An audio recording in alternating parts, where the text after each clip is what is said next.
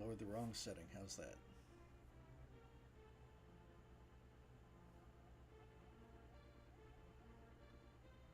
Still got to get closer to the mic.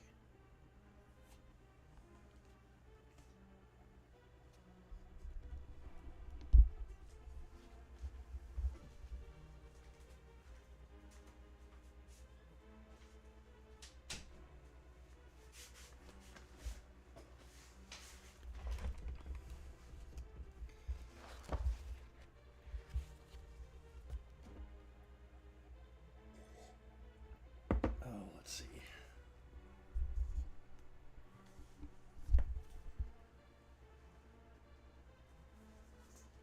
So bring this up even closer. There we go. How's that? Mic check, mic check.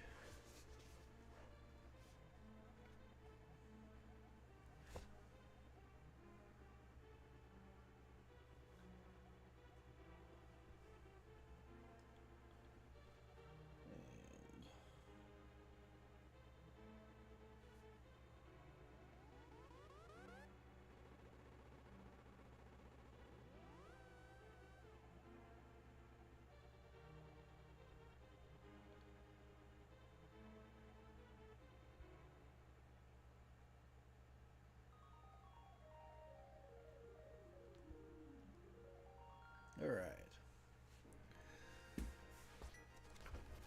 So, just got off of the reading of the Epic of Gilgamesh.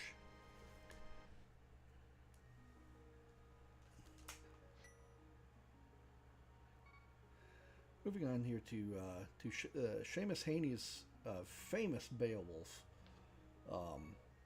one that has been around for quite some time. A masterful telling of the story.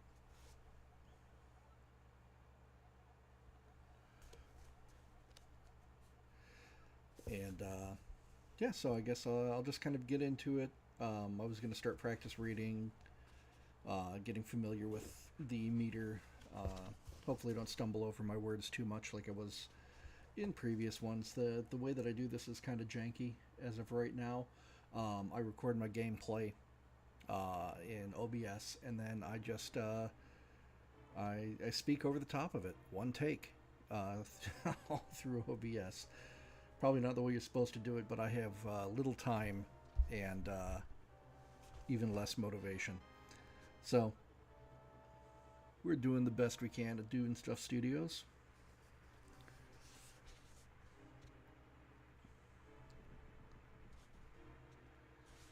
Now, this particular one, I don't know how well you can see it in the camera there. But this edition has the Old English and the modern English translation next to it. It's very fun. I cannot speak or read Old English by myself. Sometimes, I pretend. Quet we gardena in gerdegum, theod singa thrim gefonan, something like that. It's the same way I like to pretend that, going to school for Latin for some time gives me some cause in speaking over it. It doesn't.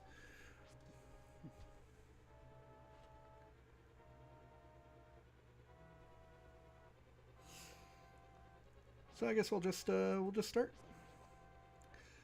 So the Spear Danes in days gone by and the kings who ruled them had courage and greatness. We have heard of those princes' heroic campaigns. There was Shield Shafson. Shield Shafson, that's one that I've had to practice over and over. It's kind of a difficult... Shield Shafson. Shield Shafson, Scourge of the Many Tribes. Scourge of Many Tribes. There was Shield Shafson, Scourge of Many Tribes, a wrecker of mead benches, rampaging among foes. This terror of the hall troops had come far. A foundling to start with, he would flourish later on as his powers waxed and his worth was proved. In the end, each clan on the outlying coasts beyond the Whale Road had to yield to him and began to pay tribute. That was one good king.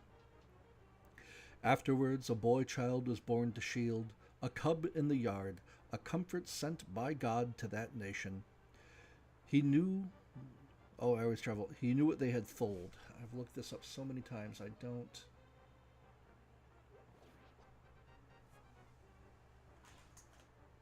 Thol... Tholed.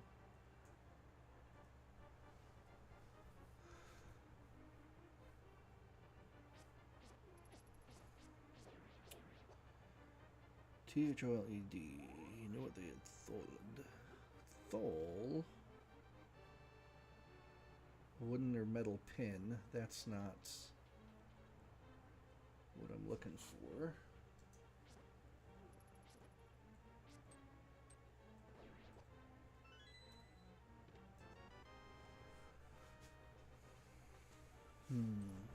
Just giving me Thol. Let's see, show more. Oh, there, to bear, to endure, to undergo.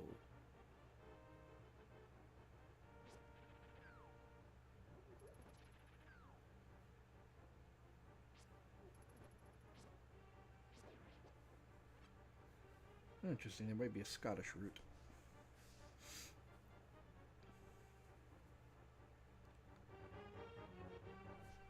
See if we can bump up the background music a little bit.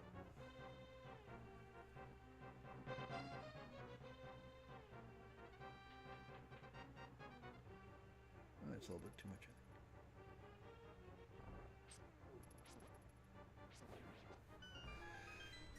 think. And yes, I'll be playing Legends of Zelda through this reading.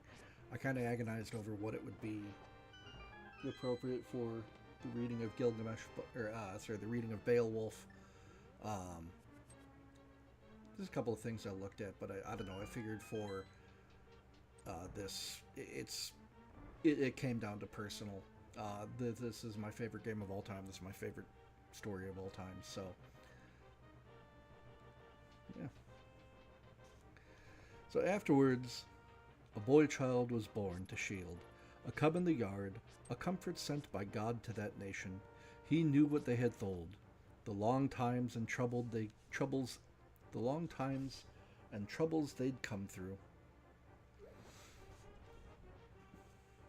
Without a leader, let me try that again.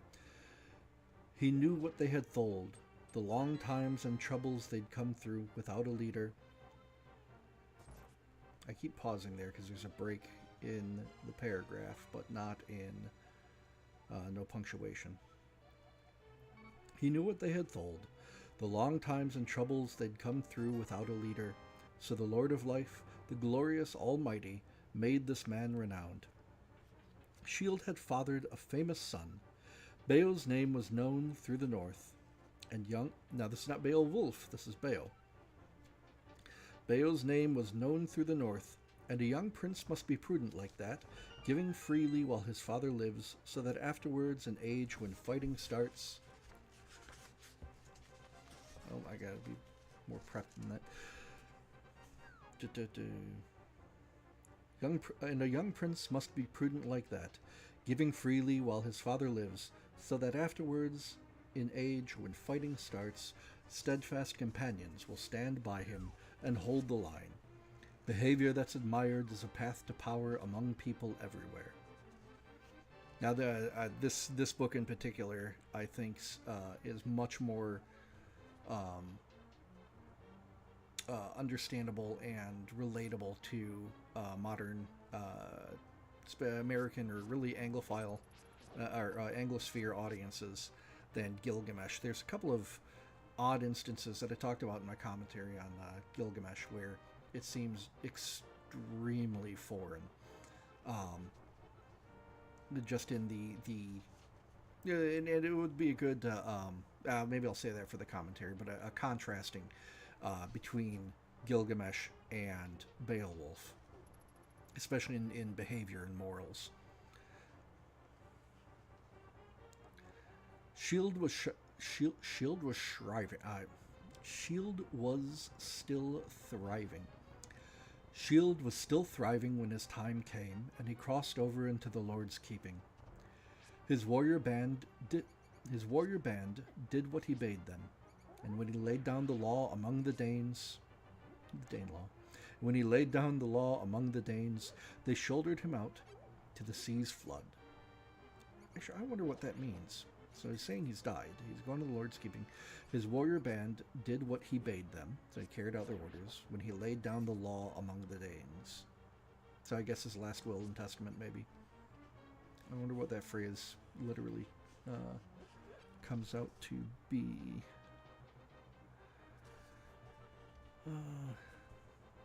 Him that shall go out.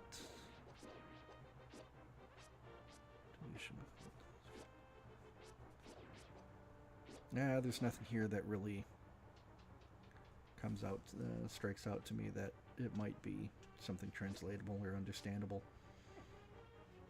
His warrior band did what he bade them, when he laid down the law among the Danes. They shouldered him out to the sea's flood. The chief they revered, who had long ruled them, a ring-whorled prow rode in the harbor. That's it. You'll hear this line a lot too. A ring-whorled prow. You just imagine the bow of these Viking ships with chains that are wrapped around them for stability, support, to hang their weapons and shields on. And so the ring-whorled prow rode in the harbor, ice-clad, outbound, a craft for a prince. They stretched their They stretched their beloved lord in his boat, laid out by the mast amidships, a great ring-giver. Far-fetched treasures were piled upon him, and precious gear. I never heard before of a ship so well furbished with battle tackle, bladed weapons, and coats of mail. The mast treasure was loaded on top of him.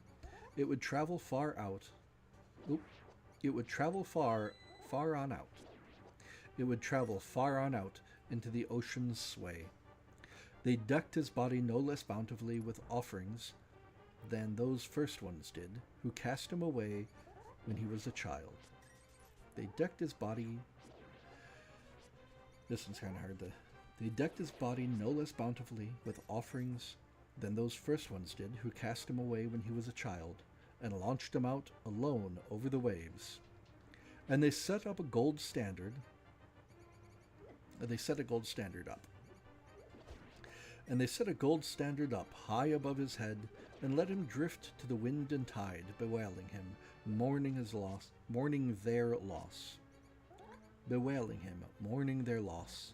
No man can tell, no wise man in hall or weathered veteran knows for certain who salvaged that load.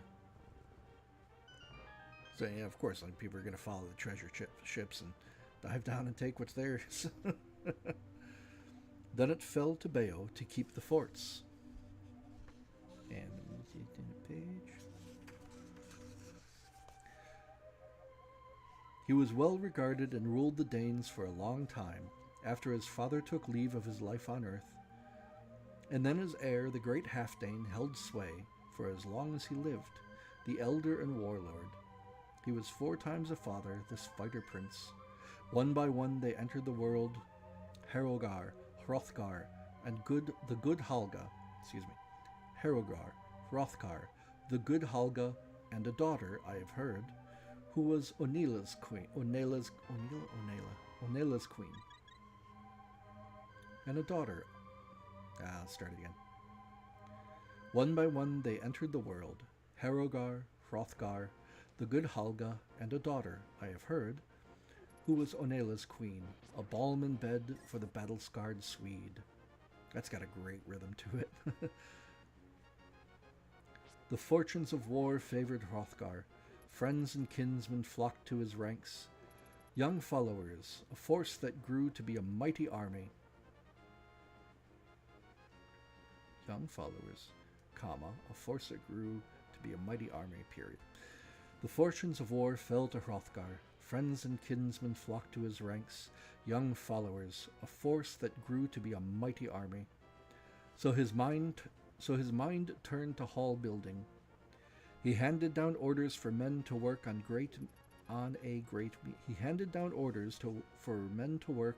a great mead hall, meant to be a wonder of the world forever. It would be his throne room. There he would dispense his God-given goods to young and old. There he would dispense his God-given goods to young and old, but not the common land or the people's lives. And he's really breaking down you get a sense of the social and political structures. Like, yeah, you can give out my understanding is that these raids, it was typical. They would go out, steal things, and of course people would put things in their pockets, think that they liked the most. But the bulk of the plunder would be piled together and brought before the king. It was the king who sifted through it and gave out prizes in that way. Of course, gift giving was a common practice throughout Europe in these times, and even long before, is a very common tradition. Let's get dry. I may or may not be coming down with a cold, so hopefully not. But yeah, not the common land, so not farmlands or it says or people's lives, and I wonder, because there was absolutely a slave culture among the Norse, so I wonder how that's translated. Far and wide through the world I have heard orders for work to far and wide throughout the world I have heard orders for work to adorn that wallstead were sent to many people. Far and wide through the world I have heard orders for work to adorn that wallstead were sent to many peoples, and soon it stood there, finished and ready, in full view, the Hall of Halls. Heorot was the name, and he had settled. Oh, Heorot. There it stood, finished and ready, in full view, the Hall of Halls. Heorot was the name he had settled on it. Okay, so he had settled as in he gave the name to. That's kind of conflicting with the way that I want to. When you settle on, he settled on the name Heorot. So Heorot was the name he had settled on it, whose utterance was law. Nor did he renege, but doled out rings and torques at the table. The hall towered its gables wide and high, awaiting a barbarous burning. In the business we call this foreshadowing. That doom abided, it waited. That doom abided, but in time it would come, the killer instinct unleashed among in-laws. The bloodlust rampant. Then a powerful demon, a prowler through the dark, nursed a hard grievance. It harrowed him to hear the din of the loud. It harrowed him to hear the din of the loud banquet every day in the hall. The harp. It of the loud banquet every day in the hall. The harp being struck, and the clear song of a skilled poet, telling with mastery of men's teachings, men's beginnings. I gotta hold this up. I can't see it. Unfortunately, my room is quite dark. My eyes are not as powerful as they used to be. Then the powerful demon, a prowler through the dark, nursed a hard grievance. It harrowed him to hear the din of the loud bank. What am I missing here? It harrowed him. What is harrowed?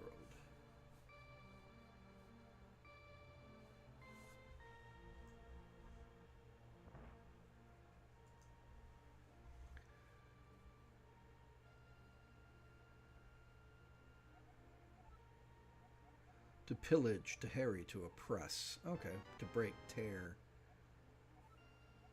Okay. So it pissed him off. Caused him great strife. Then a powerful demon, a prowler in the dark, nursed a hard grievance. It harrowed him to hear the din of the loud banquet every day in the hall, the harp being struck, and the clear song of a skilled poet telling with mastery of man's beginnings, and how the Almighty had made the earth a gleaming plain girdled with waves.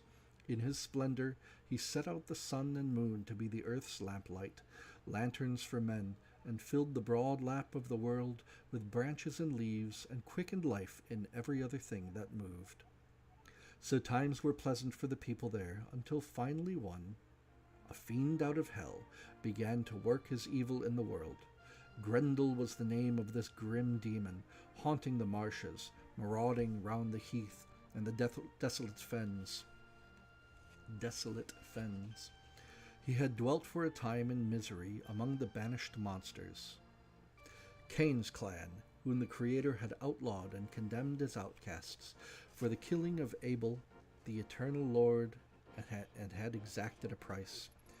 Cain got no good from committing that murder because the Almighty had made him an anathema, and cast out the curse of his exile. There sprang ogres and elves. Oh man, I lost the meter of this. Oh.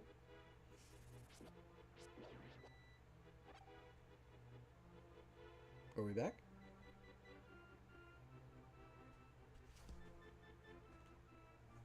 Are we back? Okay, I don't think we ever left. Thank you, OBS. Very cool. So, yeah, at the time of writing, this was in the midst of, or maybe shortly after the wider acceptance of Christianity among the Norse. I guess I'll point out during the future live stream readings, maybe in the commentaries, where this is apparent. And right here it's talking about the Cain, but in the biblical story of Cain, Cain murders his brother Abel because God didn't accept his sacrifice. He was jealous of his brother, and so the God exiles him, I think, into the land of Nod. I think is specifically where, and Cain is afraid. It's like, anywhere I go, people will seek to murder me.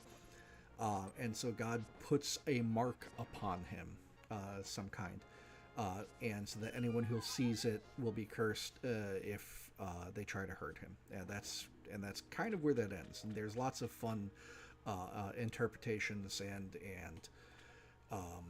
thinkings of that. Oh God, wild tangent. There's a fantastic movie. I don't know if it's still around, but it's Henry Rollins is in it. If you don't.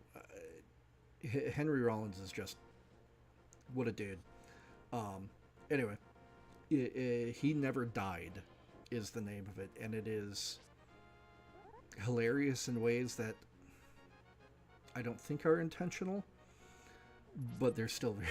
It's just that kind of good writing. But yeah, I'm not going to spoiler it. Go watch it. He Never Died, Henry Rollins.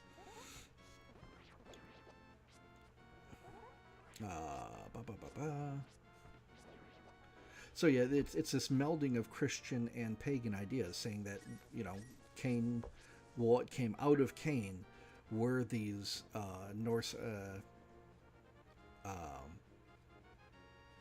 ideals of ogres and elves and evil phantoms, fairies as well. They're not these light little pretty creatures in Old English traditions. They are menaces. They are terrifying little creatures that will kill you. So it's interesting here. So I'll continue. That's good. This just gives me a chance to babble while I'm reading. A little bit of an output. If somebody finds this interesting, all the better.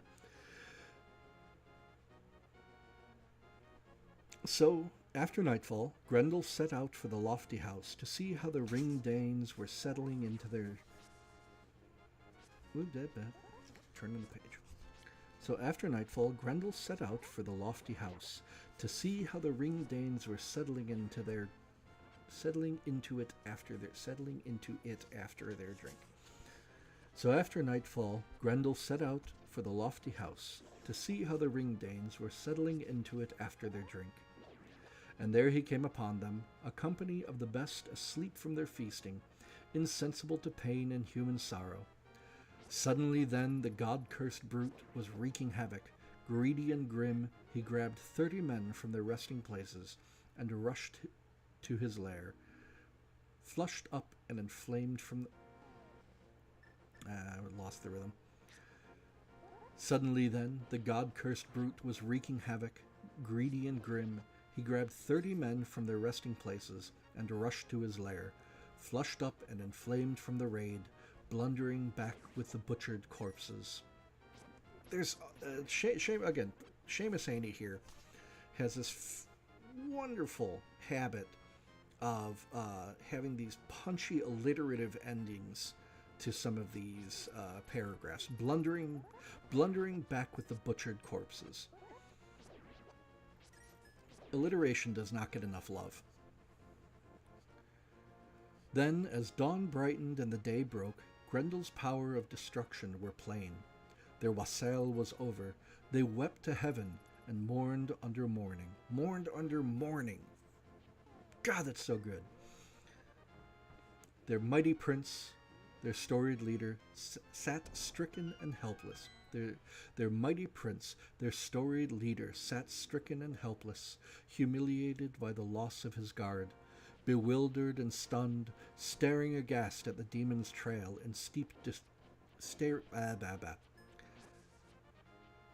Their mighty prince, the storied leader, sat stricken and helpless, humiliated by the loss of his guard, bewildered and stunned, staring aghast at the demon's trail in deep distress. He was numb with grief, but got no respite, for one night later, merciless Grendel struck again with more gruesome murders. Malignant by nature, he never showed remorse. It was easy then to meet with a man shifting himself to a safer distance, to bed in the bothies. To bed in the bothies. What does that mean?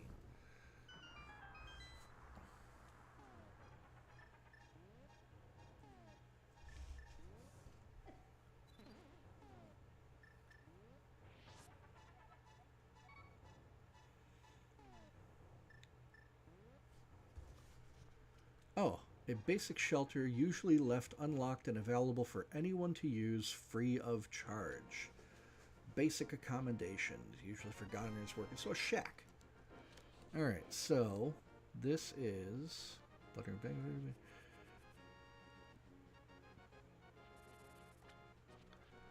It was easy to then meet with a man shifting himself to a safer distance to bed in the bothies. Okay, so yeah, nobody wants to be around the mead hall. They would rather sleep in a literal shack than in this anywhere near this great mead hall. Okay. It was easy then to meet with a man shifting himself to It was easy then to meet with a man shifting himself to a safer distance, to bed in the bothies, for who could be blind? To bed in the bothies, for who could be blind to the evidence of his eyes, the obviousness of the hall watcher's hate. Whoever escaped kept a weather eye open. Whoever escaped kept a weather eye open and moved away. So Grendel ruled in defiance of right, one against all, until the greatest house in the world stood empty, a deserted wallstead.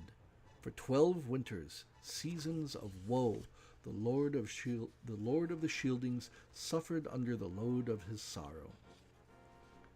Suffered under his load of sorrow. The Lord of the Shieldings suffered under his load of sorrow, and so before long the news was known all over the world. all over the whole world. And so, before long, the news was known all over the whole world. Sad lays were sung about the beset king, the vicious raids and ravages of Grendel, his long and unrelenting feud, nothing but war, how he would never parley or make peace with any Dane, nor stop his death-dealing, nor pay the death price. Where it says Wergild.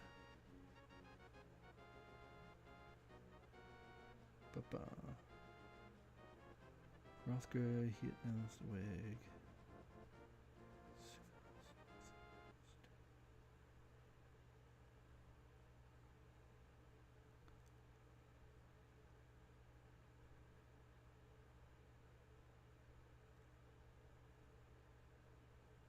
Wait a minute.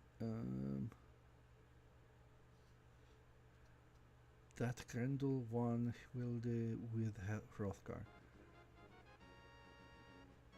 Let us Weg free.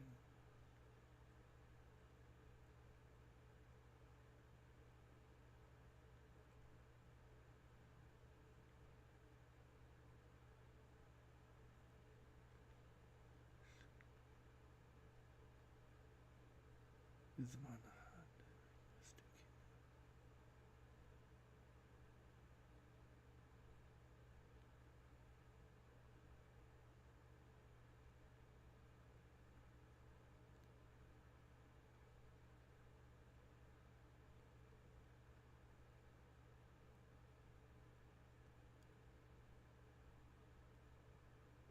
Anyway, there's a concept of Vergild,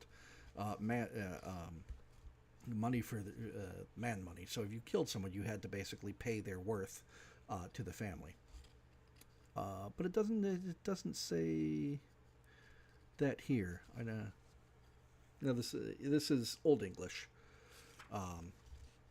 Old English is interesting. It's it's practically it's practically illegible to modern English. It's so wildly different over the 1,000 years that things like French that have grafted themselves over it, and the changing of it. Even if you read Middle English, like the Canterbury Tales, which we might do one day, is very difficult to read. If you don't study at least a little bit of how it is constructed. Much easier than this. This is like reading German, basically. Yeah. Sorry, that was a bit of a tangent. I'll keep going. Oh.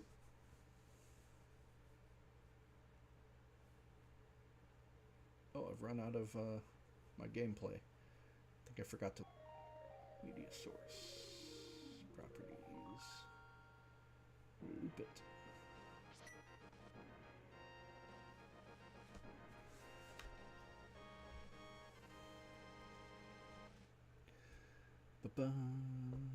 Long unrelated feud, nothing but war, how he would never parley or make peace with the Dane, nor stop his death dealing, nor pay the death price. No counselor could ever expect fair reparation from those rabid hands. All were endangered. Young and old were hunted down by that dark death shadow who lurked and swooped in the long nights on the misty moors.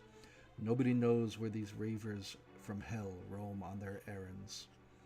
So Grendel waged his lonely war, inflicting constant cruelties on the people, atrocious hurt. He took over Heorot, haunted the glittering halls after dark, but the throne itself, the treasure seat, he was kept from approaching. He was the Lord's outcast. To give this idea that there's a divine right. I don't know if they had it in that terms yet, but the divine right of kings. So there was something mystical, there was something holy about this king seat that kept Grendel away. These were hard times, heartbreaking for the Prince of the Shieldings, powerful counselors, the highest in the land, who would lend advice, plotting how. These were hard times, heartbreaking for the Prince of the Shieldings, powerful counselors, comma, the highest in the land, comma, would lend advice, comma, plotting how best the bold defenders might resist and beat off sudden attacks. These were hard times, heartbreaking for the Prince of the Shieldings. Powerful counselors, the highest in the land, would lend advice, plotting how best the bold defenders might resist and beat off sudden attacks. Sometimes at pagan shrines, they vowed offerings to idols, swore oaths that their killer... So again, this is the kind of changing. We're in the midst of the change between pagan to Christian, and it's spelled out here. We are sometimes at pagan shrines they vowed offerings to idols, swore oaths that the killer of souls might come to their aid and save the people. That was their way, their heathenish hope. Deep in their hearts they remembered hell, the almighty judge of good deeds and bad. The Lord God, head of the heavens and high king of the world, was unknown to them. Oh, I'm sorry, I guess I'm gonna... The story itself is not. The story itself is pre-Christian. But the narrator is a Christian. And even at the time of her...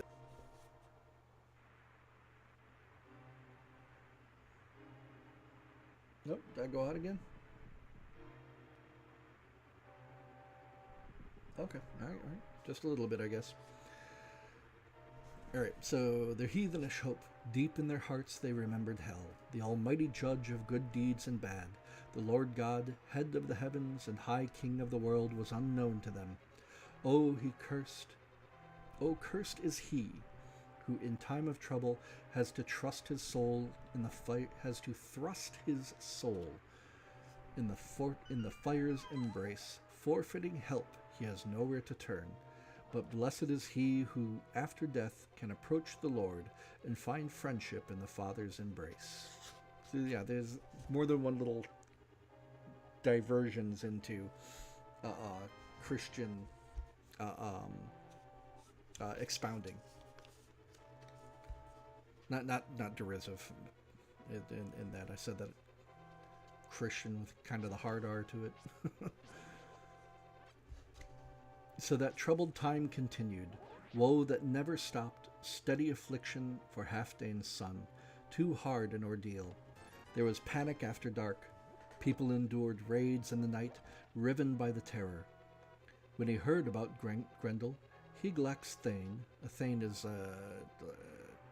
almost like a knight, so like a man-at-arms in service to another. Hygelac Thane was on home ground over in Geatland. There was no one else like him alive. In his day he was the mightiest man on earth, highborn and powerful. He ordered a boat that would ply the waves. He announced his plan to sail the Swan's Road and search out that king, the famous prince who needed defenders.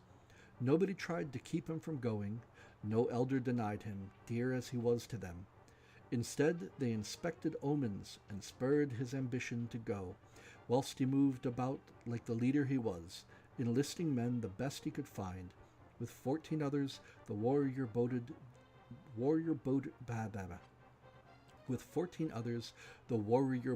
the boat as captain, a canny pilot along coasts and currents. Time went by. The boat was on the water, in close under the cliffs. Men climbed eagerly up the gangplank. Sand churned in the surf. Warriors loaded a cargo of weapons, shining war gear, in the vessel's hold, then heaved out, away with a will in their wood-wreathed ships. Another great, away with a will in the wood-wreathed ships. Beautiful. Over the waves with their wind behind her and foam at her neck, she flew like a bird until her curved prow had covered the distance, and... Oh, I got lost.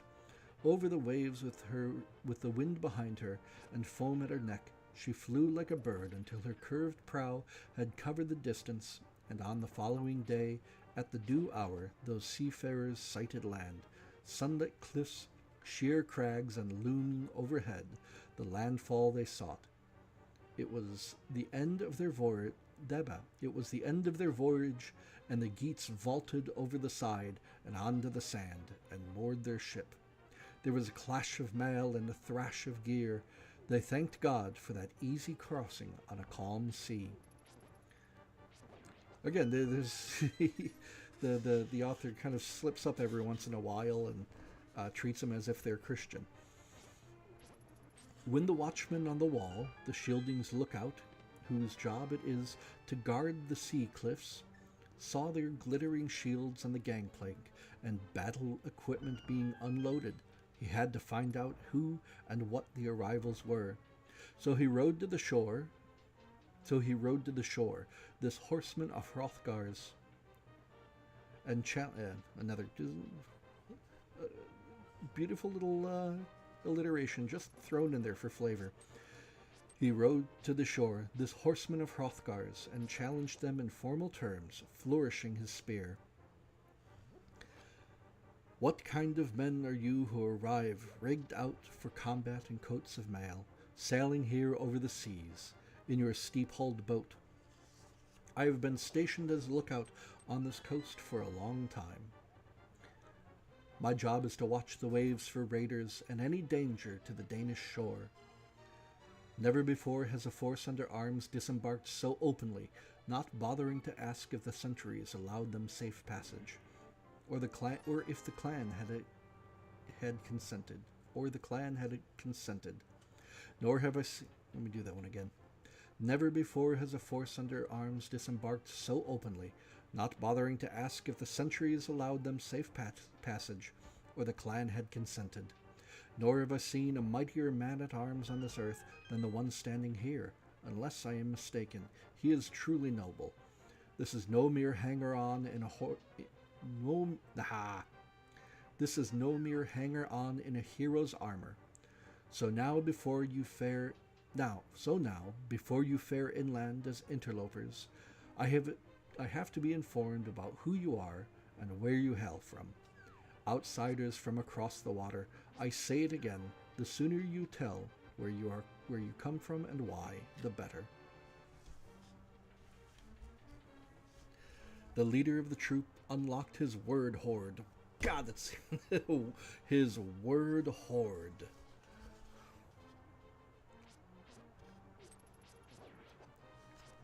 I love that. The leader of the troop unlocked his word hoard, and the distinguished one. The leader of the troop unlocked his word hoard. The distinguished one delivered this answer: We belong by birth to the Geat people. We owe allegiance to Lord Hygelac.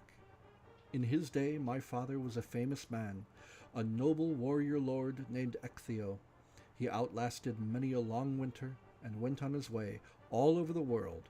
Wise men in wise counsel continue to remember him. We come in good faith to find your lord and nation's shield, the son of Halfdane. Oh, there's a little bit of a double here too. We come in good faith to find your lord and nation's shield. You're the protector, the shield of your nation. And his name is Shield Shafson. We come in good faith to find your lord and nation's shield, the son of Halfdane. Give us the right advice. Give us the right advice and direction. Give us the right advice and direction.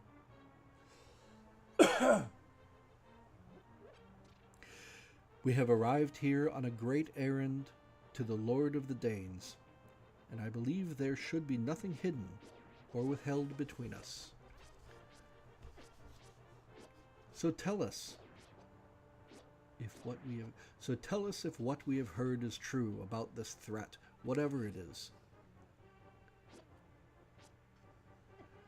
This danger abroad in the dark nights, this corpse maker mongering death in the Shieldings' country. I come to proffer my wholehearted help and counsel.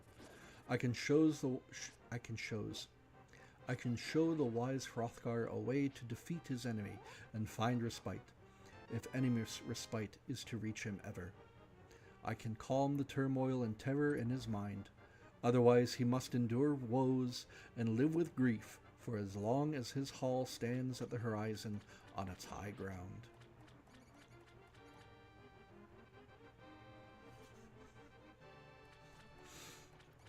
And I think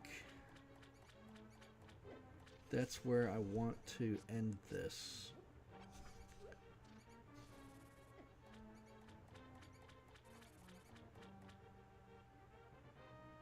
No, I'm going to go to the next paragraph. I think it's because, let's see. Undaunted, sitting astride his horse, the Coast Guard answered, anyone with gumption and a sharp mind will make the measure of two things, what's said and what's done. I believe what you have told me, that you're a troop loyal to our king. So come ahead with your arms and your gear, and I will guide you. What's more, I order my own comrades, on their word of honor, to watch your boat down there on the strand, not on the sand, on the strand, stranded on the beach.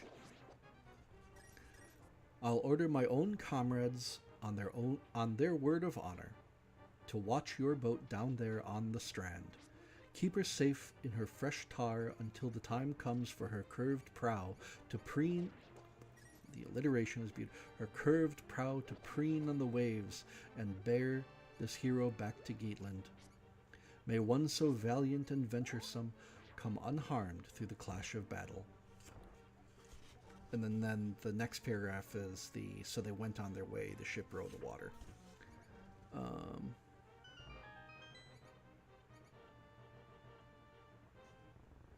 So it's a short journey, and then they make it to Heorot.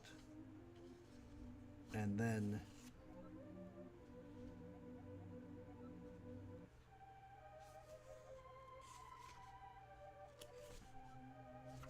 we get the introduction of Beowulf. I don't know, maybe should I go?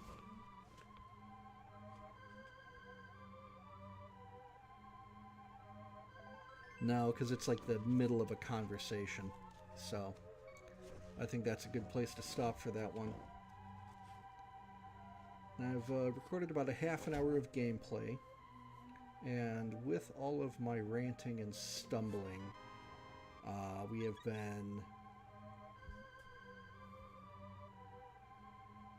been going at this for a little under an hour. So I think I've got enough gameplay, and as long as I keep it together, I try to keep. I found that my limit is about 20 to 25 minutes on these readings until my mouth just gets too parched and I can't, and I start fumbling and stumbling and losing focus. So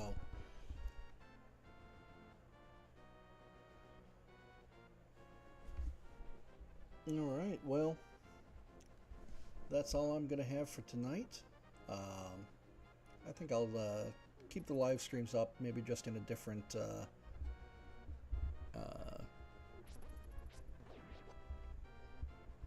maybe I'll just unlist them and keep them in a playlist off to the side for anybody who's interested. I don't know yet. I don't really know what I'm doing with this channel yet. I was doing something wildly different with it before. If you're interested, I still have those videos. They are enlisted, but they are on a public playlist. So you can take a look at those if you like. But that'll be it for this stream. I guess I'll do my sign out. If you enjoy what I do here, like and subscribe. Comment down below what stories you'd like to read next, what gameplay you'd like to see. This has been Doing Stuff Studios. Thanks for watching. Keep doing stuff, and good night.